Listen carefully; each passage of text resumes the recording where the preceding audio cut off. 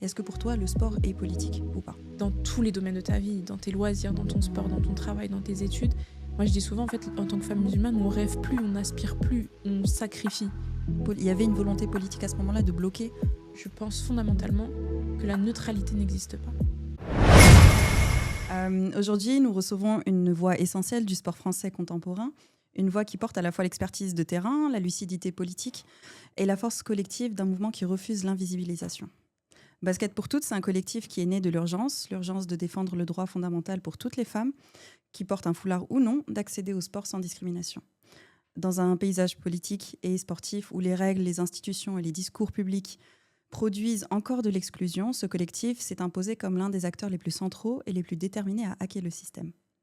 Leur combat est clair, faire du basket un espace où l'on ne demande plus aux femmes de choisir entre leur identité et leur passion.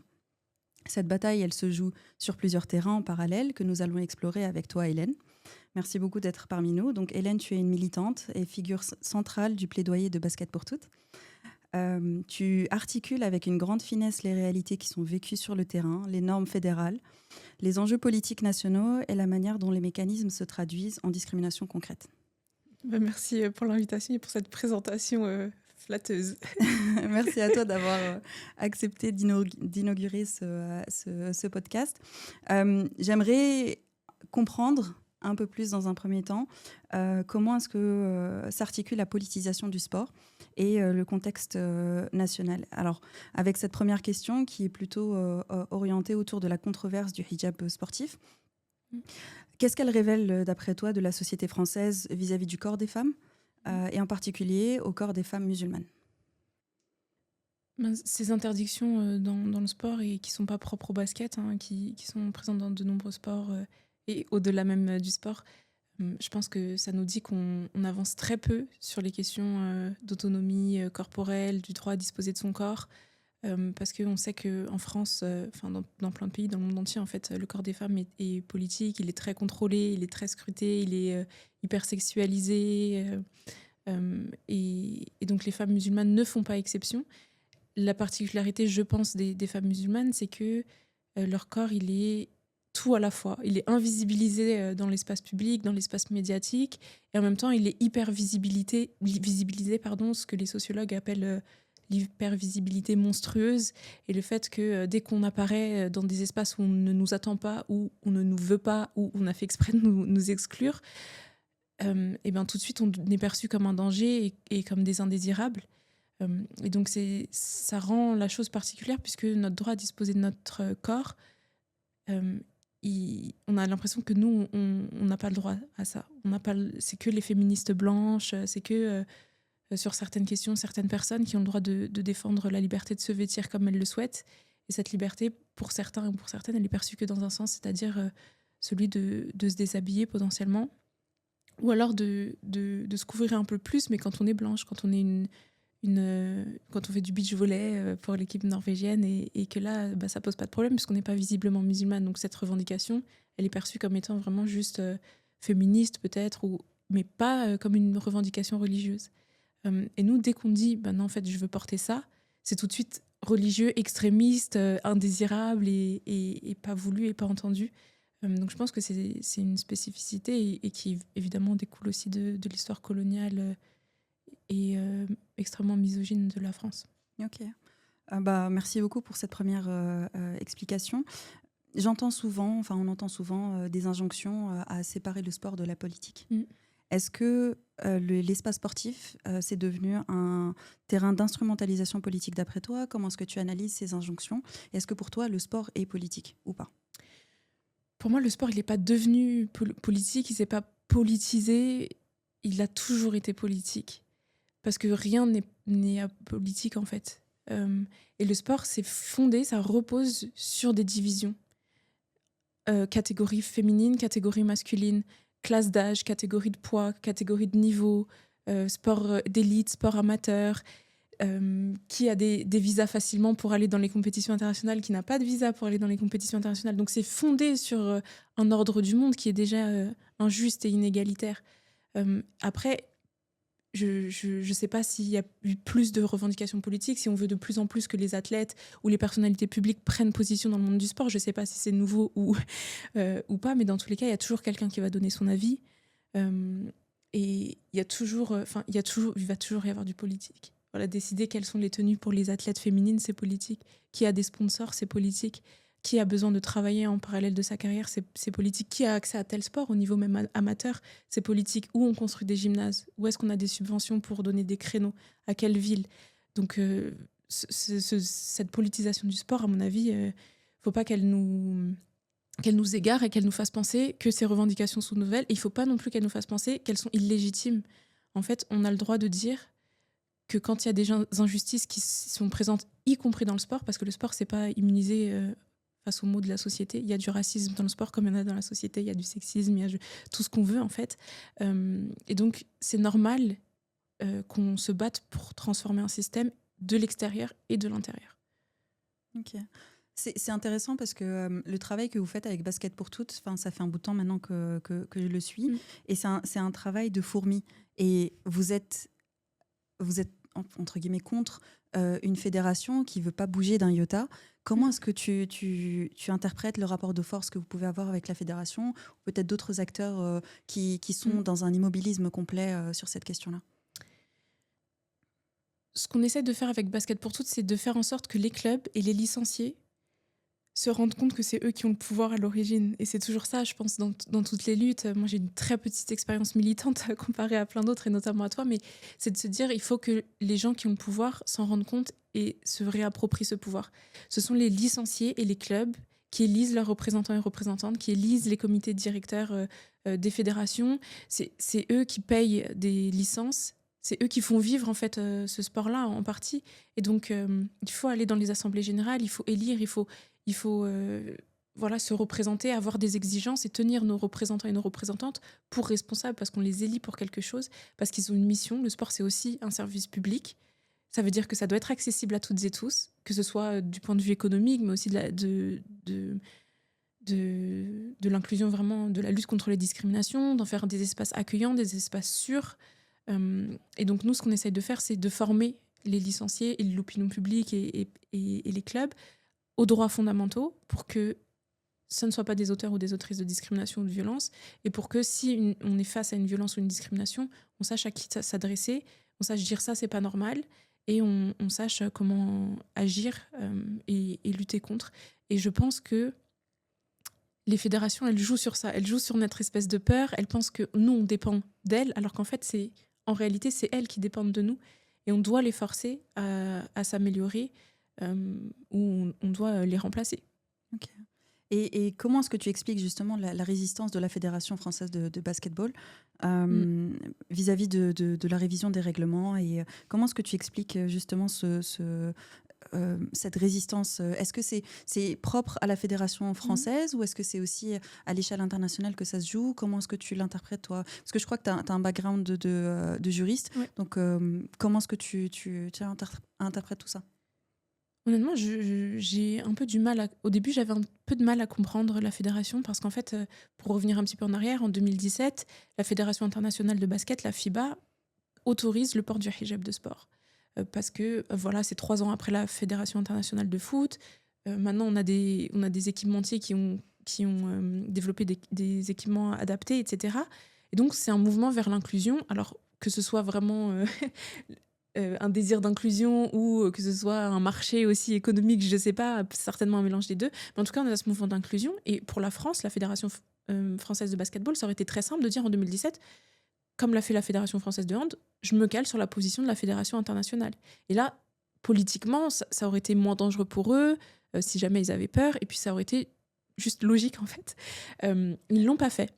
En 2017, la Fédération française de basketball, elle dit qu'elle considère ces accessoires couvrant la tête comme étant inappropriés au jeu, sans plus d'explications.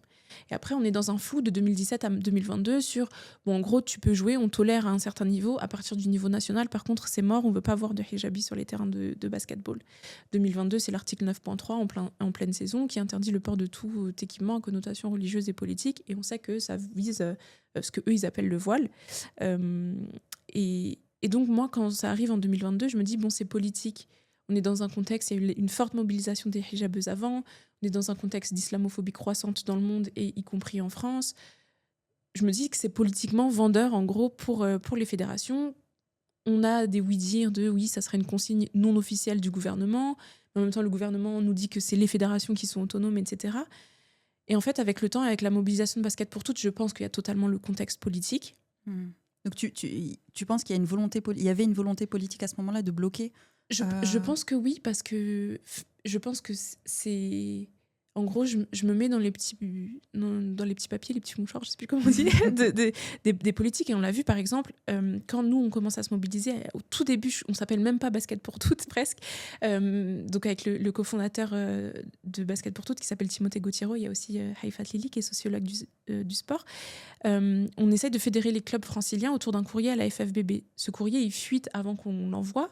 Et Valérie Pécresse et Patrice Caram, de la région Île-de-France, donc ça n'a rien à voir avec le basket, rentrent en contact avec la FFBB tout de suite. Et là, il y a des menaces de sanctions financières. Donc on voit que le lien entre sport et politique, il est évident. Mais avec Basket pour toutes, je me suis aussi rendu compte que je pense qu'il y a des gens profondément islamophobes au sein de la fédération. C'est un avis personnel, parce que quand je vois l'absence de réponse officielle à tous nos courriers, y compris quand on les envoie avec Amnesty International, et quand je vois aussi la sévérité des sanctions et leurs réactions qui sont presque épidermiques, je me dis mais c'est pas possible en fait on est un petit collectif qui défend les droits humains, on est appuyé par l'ONU, on est appuyé par des organisations de la société civile, des ONG, etc.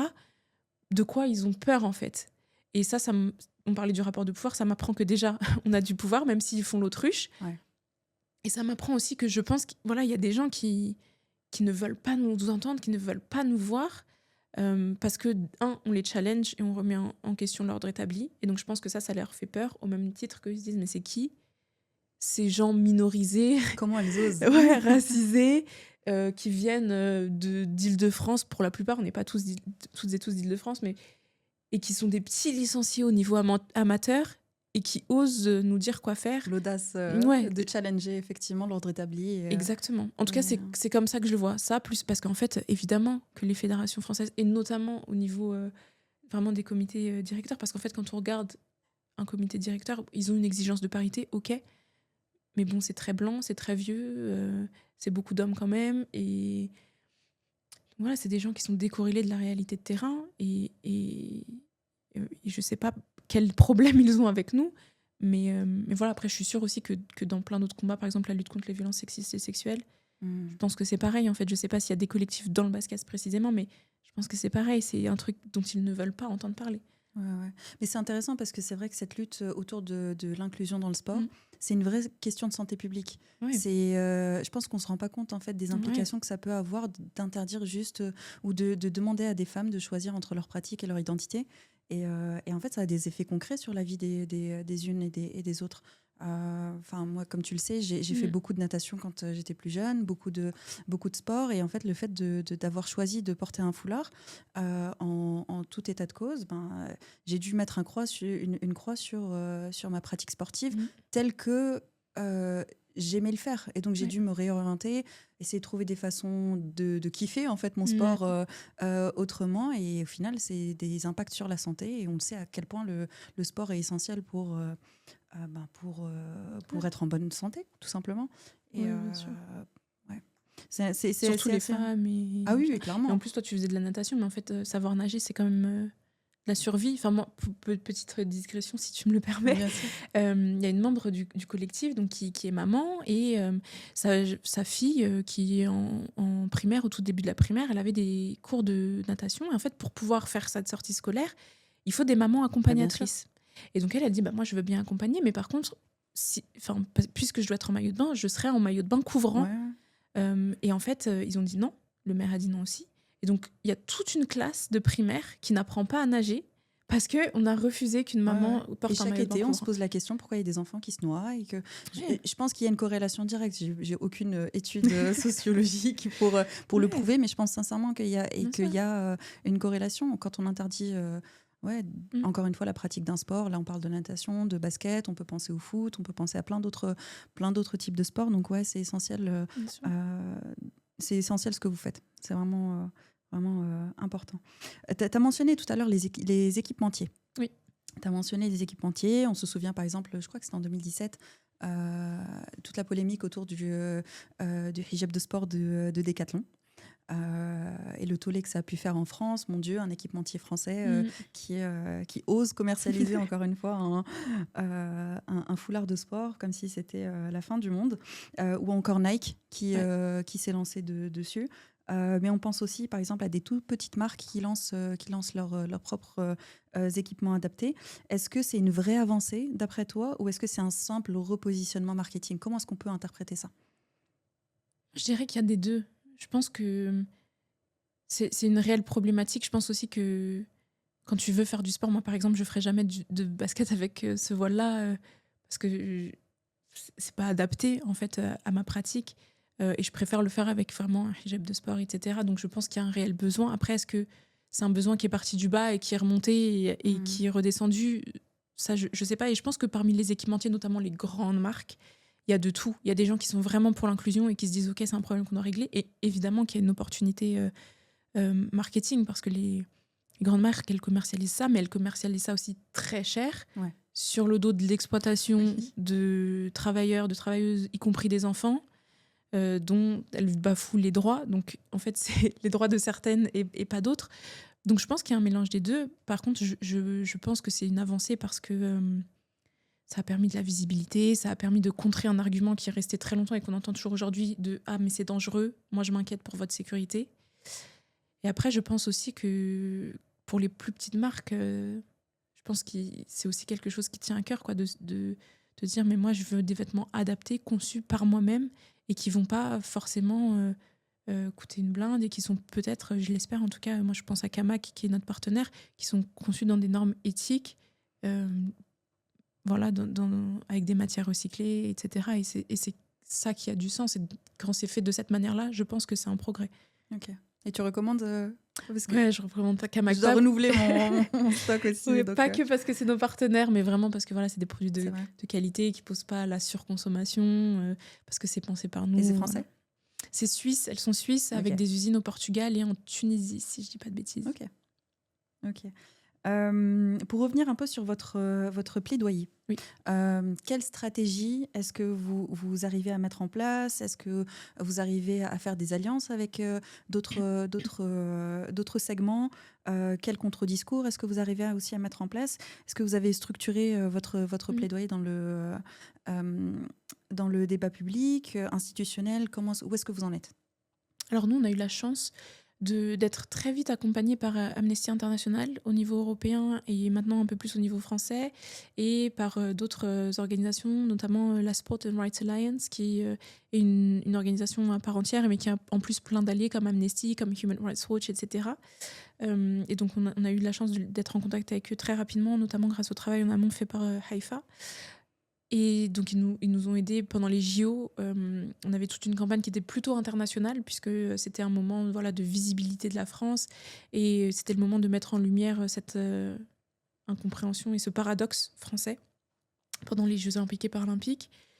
Et puis maintenant, on est plus au niveau national et même au niveau local, puisqu'il y a les municipales, mais aussi parce qu'en fait, on se rend compte que c'est au niveau des clubs que ça va peut-être remonter, toujours dans cette logique de partir de la base, de donner les outils à la base et de s'étendre aussi partout en France. Donc on est dans une logique de donner les clés aux clubs et aux municipalités et aux joueuses.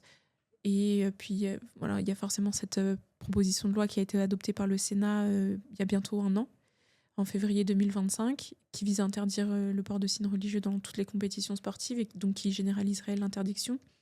Donc on sait que on avait déjà commencé un travail avec les sénateurs, sénatrices.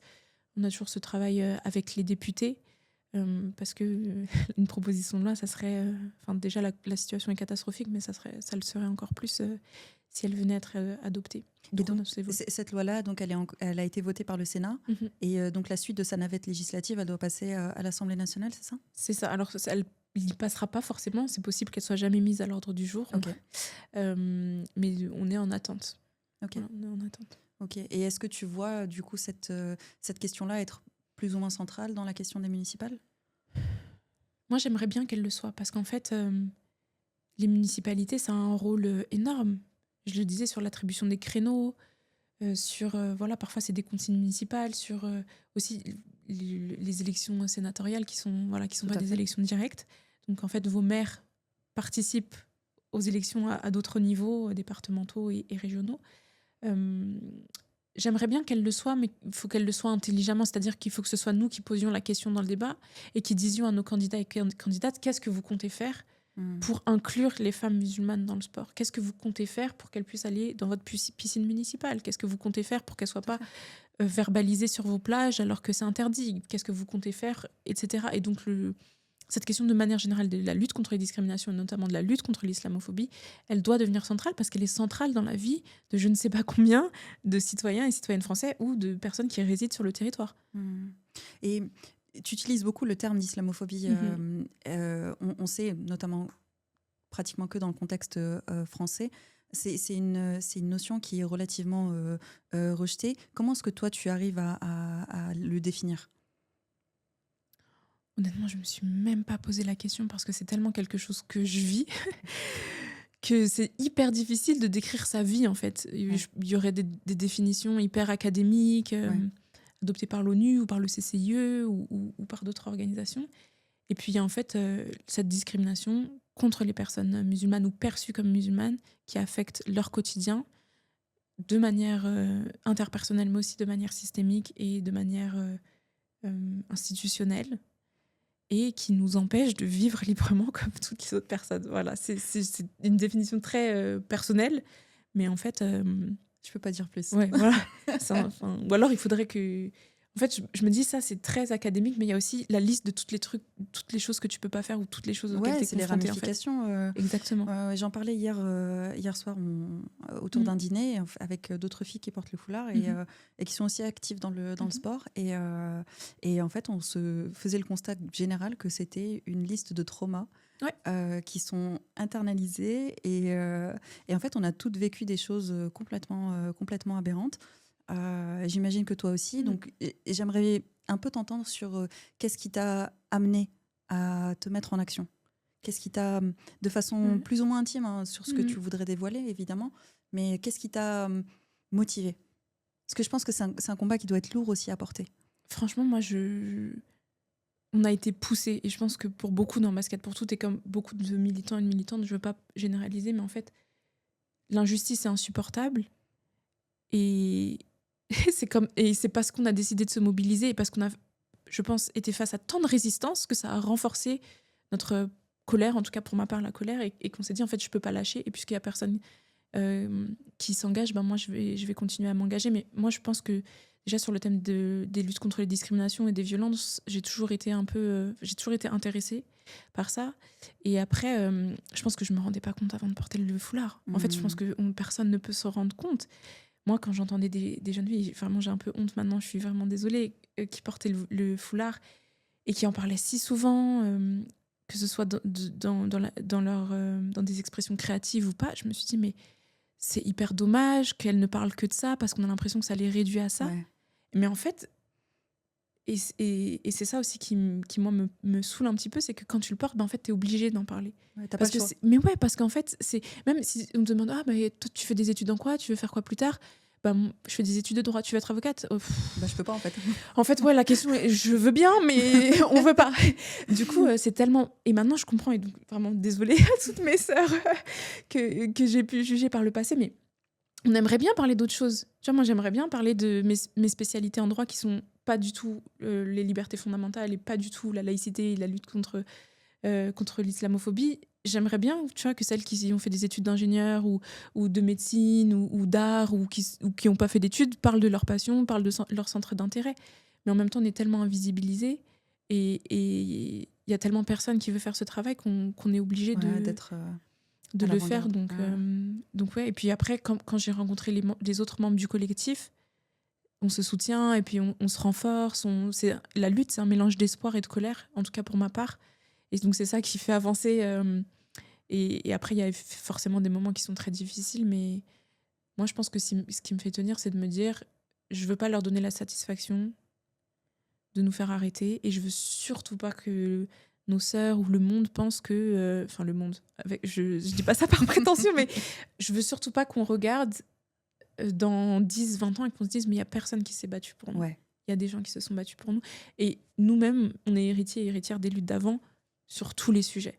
Et donc ça, je trouve ça important qu'on se batte et en même temps qu'on continue à être créative et à exceller ou pas d'ailleurs, parce qu'il n'y a pas forcément besoin d'exceller dans la vie, mais qu'on continue aussi à être dans des milieux qui nous intéressent et à parler, à prendre la parole sur des sujets qui n'ont rien à voir avec ce qu'on porte. Ouais.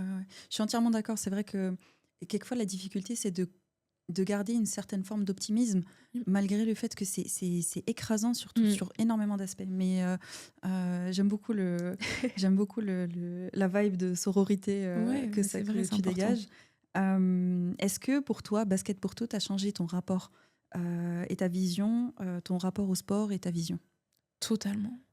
Moi, je j'ai jamais été totalement naïve, je pense, parce que forcément, je sais qu'il y a de la discrimination dans le monde, il y en a forcément dans le sport. Et en plus, moi, j'ai fait un sport de basket, j'ai commencé dans une équipe masculine quand j'avais 5 ans. Voilà, on te fait pas la passe parce que t'es une fille, alors que t'as le même niveau que tout le monde, on a commencé le basket en même temps, etc. Donc j'ai toujours su qu'il y avait du sexisme. Le racisme, ça me choquait pas, mais je pense, en toute honnêteté, que j'étais quand même un peu naïve parce que déjà, il y a cette idée que le racisme, c'est un peu que dans le foot. C'est que au niveau professionnel, c'est que quelques personnes intolérantes, isolées, etc. Et je voyais pas la dimension totalement systémique, parce qu'en fait, il y a des cas qui arrivent où on fait un communiqué de presse et puis après, ça continue. Donc, comment on fait pour éradiquer ça totalement de toutes les sphères, y compris le sport? Donc ça a changé ce rapport-là. Je pense que ça a brisé un petit peu le filtre merveilleux que j'avais sur le sport, parce que c'est vrai que moi, ça m'a apporté beaucoup de joie. Et qu'on t'apprend que le sport, c'est des valeurs de tolérance, de paix, de partage, machin. Ouais, mais en fait, pour beaucoup, c'est beaucoup de violence, le sport. Donc ça a brisé ça. Ça a brisé mon rapport avec la Fédération française de basketball aussi, parce que maintenant, avec Basket pour Tous, on essaye de mettre en place un championnat francilien avec la FSGT, qui est la Fédération sportive et gymnique du travail, qui est une fédération qui s'est créée dans l'entre-deux-guerres pour lutter contre la montée du fascisme, qui est beaucoup plus inclusive sur plein de questions. Et donc, c'est de se libérer, entre guillemets, de la FFBB. Et je vois qu'il y a des gens que ça dérange. Il y a des gens en commentaire qui me disent « Mais il faut respecter pas la FFBB. » Mais en fait, la FFBB, moi, je lui dois rien. Je paye ma licence chez qui je veux. Et du coup, ouais, je pense que j'ai une vision du sport beaucoup plus réaliste.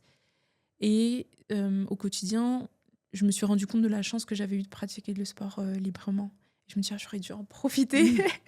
Et après, ça change un peu ton rapport au corps, parce que tu dis, moi, je fais plus le sport qui m'intéresse. Moi, j'aime pas la salle de sport, j'aime pas aller courir. Même si c'est la mode, c'est pas mon souci. Donc, à ce côté, je fais du sport maintenant vraiment purement santé, donc c'est un peu lourd. Et en même temps, j'apprends au quotidien. Tu prends moins de plaisir au final. Ouais, mais j'en prends. En plus, moi, j'aime bien les sports collectifs. Là, je suis chez moi devant ma vidéo YouTube. Je souffle toutes les 4 secondes parce que ça me saoule. Mais du coup, je profite beaucoup plus de ces moments de joie. Et j'apprends aussi à faire du sport parce que j'en ai envie. Et pas parce qu'il y a des pressions esthétiques de la société. Pas parce que ça fait 3 jours que j'ai pas fait de sport, ou j'ai mangé ça. Et ça, c'est un travail quotidien. Donc, vraiment, ça a tout chamboulé, et de manière positive. Ok. Par rapport au collectif en tant que tel, est-ce que vous faites face à des barrières structurelles? À quoi est-ce que vous êtes confrontés aujourd'hui dans l'état des lieux que tu peux faire du collectif? Alors, je dirais que ça va un petit peu mieux, parce qu'au tout début, comme je l'ai mentionné tout à l'heure, il y avait cette lettre à la FFBB qu'on n'a finalement jamais envoyée. Mais donc la réaction de la région Île-de-France qui menaçait de couper les subventions de tous les clubs qui seraient signataires de cette lettre, alors même que la région Île-de-France ne finance pas directement les clubs. Mais voilà, on a eu des échos de pression signée au niveau des mairies. Les mairies ont eu peur, les clubs ont eu peur, donc ils se sont rétractés. Donc au début, c'était très très dur d'avoir du soutien de la part du monde du basket, du monde du sport et même du monde politique. Je pense que les JOP ont changé ça. Et puis la proposition de loi aussi, on a vu que voilà, ça a effrayé tout le monde. Les gens se sont dit, mais ils se sont rendus compte, peut-être aussi qu'ils ont perdu des licenciés, qu'ils se sont dit, mes joueuses ne viennent plus, que se passe-t-il? Mais donc il y a eu cette résistance-là, et je pense que ça laisse des traces encore aujourd'hui, cette pression. Il y a aussi la charte des valeurs de la République que chaque association signe, et qui est très mal comprise, parce que c'est pas parce qu'il y a le mot laïcité que ça veut dire que on peut interdire aux licenciés l'accès à l'entraînement. La laïcité, c'est la liberté de pensée, de conscience et de religion pour les usagères d'un service public. Donc il y a toujours, je pense, toutes ces méconnaissances sur la laïcité à déconstruire parce on nous présente la laïcité comme un truc hyper compliqué que seule une élite pourrait comprendre, alors qu'en fait, non. Et parce que les gens ne s'approprient pas cette notion, les gens ne connaissent pas leurs droits. Donc ça, c'est tout un travail d'éducation qu'il faut faire, y compris pour des personnes dans des postes de responsabilité. Puis après, l'islamophobie présente en France et même à l'international, quoi. On a toujours des questions. Oui, mais les femmes en Iran, les femmes en Afghanistan. Oui, mais ouais, voilà, le sport, c'est pas un endroit politique. Moi, je veux pas savoir quelle est ta religion quand tu fais du sport. En fait, il y a tous ces mythes qui viennent la plupart du temps de personnes privilégiées et qui pensent que la neutralité existe. Moi, je pense fondamentalement que la neutralité n'existe pas. Voilà, il n'y a rien qui est neutre. Les lois ne sont pas neutres. À la limite, elles sont objectives, dans le meilleur des cas. Mais il n'y a rien qui est neutre. On choisit sur quoi on légifère, on choisit à qui on interdit. Enfin, voilà, donc... Tu vois, c'est intéressant parce que sur cette question de la neutralité, en fait, on demande à certains de se conformer à un moule qui est déjà préexistant, mais on... Je sais pas si tu vois ce que je veux dire. On ne questionne pas le moule. Qui a fait le moule? Il a quelle forme? Exactement, précisément. Et ouais, c'est intéressant, d'autant plus que là, on vient de dépasser les 120 ans de la loi de 1905. Et c'est vrai que cette question de la neutralité, elle passe dans le modèle français principalement sur une neutralité vestimentaire, alors que y a d'autres formes de neutralité qui est aussi demandée dans d'autres pays, mais qui passe beaucoup moins par le côté vestimentaire. Et je pense qu'il y a aussi une autre question autour de l'interprétation du foulard comme étant un signe, alors qu'à la base, c'est une pratique. C'est une pratique religieuse, tu t'y conformes pas, c'est ton problème, mais ça reste une pratique, en fait. Ça relève de la liberté de conscience, ça relève de l'expression de sa religion. Exactement. Et la laïcité, comme tu le disais tout à l'heure, c'est très simple. C'est 2 articles. Et ça ne mentionne même pas le terme laïcité. C'est une dinguerie quand même quand il pense. Donc effectivement, et c'est plus court qu'un poème. Enfin, je veux dire, n'importe qui pourrait les apprendre. Et du coup, personnellement, ça me fait vraiment souffler très fort quand on invoque la laïcité. Ouais. Mais moi, je pense que c'est mon avis personnel, encore une fois. Je pense que c'est une stratégie. Quand certaines personnes invoquent le mot laïcité, par exemple, la proposition de loi, elle vise à renforcer le principe de laïcité dans le sport. Ouais. Mais si ça visait vraiment à renforcer... Nous, on est très d'accord avec la laïcité. Voilà, on va jusqu'au bout et on fait... Sinon, ça pourrait être bon signe, mais ça ne l'est pas du tout, en fait. Ouais. Donc, non, je pense que... Et tu le disais, en plus, c'est fondé beaucoup sur l'apparence, alors qu'en fait, je pourrais très bien l'enlever et traiter de façon différenciée les usagers et puis basta, quoi. Exactement. Alors que quand tu es blanc, que tu n'as aucun signe religieux, ou alors peut-être que tu as une petite croix, on va jamais remettre en question tes opinions, on va jamais te ramener uniquement à ce à quoi tu ressembles. Ouais. Alors que voilà, c'est... Ouais. La neutralité, c'est une question de comportement et de propos plus qu'une question d'apparence. Ah oui, tout à fait. Je pense qu'on ne la questionne pas suffisamment. On l'a juste apprise, on applique et puis basta. J'ai plutôt une question autour de la charge émotionnelle, que tout ça suscite. Comment est-ce que tu gères ça, la charge émotionnelle, la charge mentale que ça peut avoir? Est-ce que tu ressens que ça a un impact sur toi, sur les autres militantes autour de toi? Comment est-ce que tu arrives à gérer ça? Je gère pas. Je pense que vraiment, en toute honnêteté, c'est des montagnes russes et tout. Faudrait peut-être que j'aille voir une psy. Des fois, je me dis ça. Je me dis, voilà, faudrait... On en rigole. Si un jour, on arrive à demander quelque chose à la FFBB, je pense qu'il y aura des dommages-intérêts pour les frais de psychologue. Mais plus sérieusement... déjà, parce que là, on parle de sport, mais il faut pas oublier, on l'a dit, que c'est dans tous les domaines de ta vie, dans tes loisirs, dans ton sport, dans ton travail, dans tes études. Moi, je dis souvent, en fait, en tant que femme musulmane, on rêve plus, on n'aspire plus, on sacrifie. Je fais telle carrière parce que c'est là que je pourrais porter mon voile. Ouais. Je fais tel sport parce que c'est là que je pourrais porter mon hijab de sport. Donc ça, forcément, ça abîme, comme le racisme abîme plein de monde. Et en fait, il y a très peu d'études là-dessus. Il nous faudrait des études. On sait de toute façon qu'il y a une charge raciale et on sait les effets que ça a. Mais moi, je dirais que déjà, le collectif, ça me fait tellement du bien. Les femmes et les hommes de basket pour toutes, c'est des gens que j'estime et que je respecte énormément. Et ça fait du bien d'être soutenu, d'avoir leurs avis, d'avoir aussi des moments de joie. Parce qu'il y a des moments de joie, il y a des trucs de fou qu'on vit. grâce à Basket pour toutes. C'est dommage que ce soit lié à une injustice, mais on a fait des choses que j'aurais jamais imaginé faire dans ma vie. Et donc, je pense que c'est être indulgent avec soi-même et se rappeler que les responsables, ce ne sont pas nous. Ça veut dire que quoi qu'il se passe, même s'il y a des fois où ça rate, où on n'arrive pas à aider une personne, toujours se rappeler que, alors c'est bien d'être exigeant avec nous-mêmes, de donner tout ce qu'on a, mais c'est pas nous les responsables à l'origine. Et qu'est-ce qui t'aide à tenir au quotidien ? Je pense qu'il y a la foi déjà, forcément, de se dire que c'est une épreuve et aussi, moi dans Basket pour toutes, vraiment j'ai l'impression que j'ai rien décidé, quoi. Je veux dire, c'est Dieu qui m'a poussée et qui arrête pas de me pousser au fur et à mesure. Et on a été quand même grandement facilité à plein d'égards. Après, c'était difficile à plein d'autres et ça l'est toujours, mais donc voilà, il y a ça, il y a l'espoir et aussi l'inspiration que je tire de toutes les autres luttes. Moi, vraiment, un de mes engagements à l'origine, c'est la lutte contre les violences faites aux femmes et la lutte contre le racisme et notamment les violences policières et les violences carcérales. Et donc, quand on regarde l'histoire en France ou ailleurs, mais forcément, je veux dire, on sait que ça prend du temps. Ouais. Et je sais pas si la finalité, c'est de réussir. Alors, j'espère vraiment, Inch'Allah, qu'on arrivera à changer les règlements, mais peut-être que le but, c'est juste de résister jusqu'au bout. Je sais pas.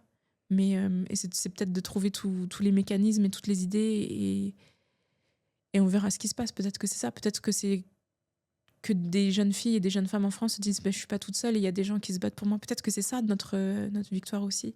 En tout cas, c'est moi ce qui m'aide aussi à tenir au quotidien. Ok.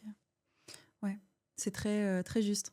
Ça fait beaucoup écho en moi. Peut-être une dernière question. Alors, j'aime bien terminer par ça, surtout quand j'ai des discussions très intéressantes et intéressées. Comment est-ce qu'on peut vous aider ? Alors actuellement, on a une pétition qui circule de manière très pratico-pratique. On a une pétition qui est sur le site d'Amnesty International qui s'appelle Reprendre le terrain, la lutte des sportives musulmanes pour le droit à faire du sport. C'est pas le titre exactement, mais c'est Reprendre le terrain. C'est une pétition qui est adressée à la ministre des Sports, au ministère des Sports, et qui tourne encore pendant plusieurs mois. Après, si vous avez des gymnases, si vous avez des clubs, n'hésitez pas à organiser des tournois solidaires. On peut aussi nous se déplacer pour faire de la sensibilisation, à partager effectivement nos contenus, parce qu'on a du contenu qu'on espère éducatif et pédagogique. Après, on a besoin de soutien financier, évidemment, comme tout asso pour les personnes qui ont les moyens, parce que ça nous permet de nous déplacer, de créer du contenu et de faire vivre l'association. Et puis sinon, je dirais qu'en fait, le travail de chacun et de chacune, c'est de se former, de se rendre compte qu'on a toutes et tous des biais, y compris quand on est musulman ou musulmane. Et c'est de se former aussi sur les luttes connexes. Là, c'est le sport. Moi, j'essaie aussi de me former sur les dysfonctionnements dans le système sportif. Pourquoi une fédération peut opérer de manière aussi opaque, par exemple, ou sur le racisme de manière générale, ou même... je rigolais tout à l'heure en disant que j'avais pas de définition précise de l'islamophobie, mais je lis quand même beaucoup sur l'islamophobie, je lis beaucoup sur le racisme, je lis beaucoup sur le sexisme, notamment toutes les questions du vêtement, du rapport au corps des femmes, en particulier des femmes racisées. Donc voilà, je pense que c'est un travail, une responsabilité que chacun et chacune a. Puis n'hésitez pas à interpeller vos élus locaux, vos clubs, leur dire ok, est-ce que ça fait partie de votre programme ? C'est vous qui avez le pouvoir, donc n'oubliez pas que ce pouvoir, il faut s'en servir, il faut toujours le rappeler à nos élus et aux personnes qui pensent être intouchables. Ouais. Je pense que c'est un bon message de fin. Vraiment se souvenir où est-ce que le pouvoir est véritablement et rappeler à ceux qui prétendent nous représenter que c'est nous qui les avons mis là. Ouais. Exactement. Merci beaucoup Hélène. Merci beaucoup Ania. C'était un vrai plaisir de t'avoir avec nous et à la prochaine pour un prochain épisode. Avec grand plaisir.